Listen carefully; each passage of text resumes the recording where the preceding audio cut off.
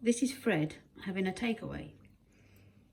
You see, I turned my back for one moment and I was dishing it up, but Fred would rather eat it straight from the tub, wouldn't you?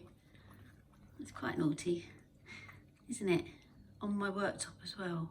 Not really sure that's hygienic, but never mind. You can get away with anything. Look, and I can just take the fork out.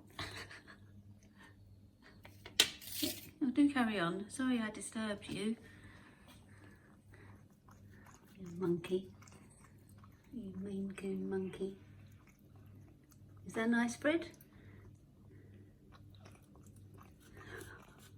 It's a good job it's only you that eats that, and no one else has to have it after you've slobbered all over it.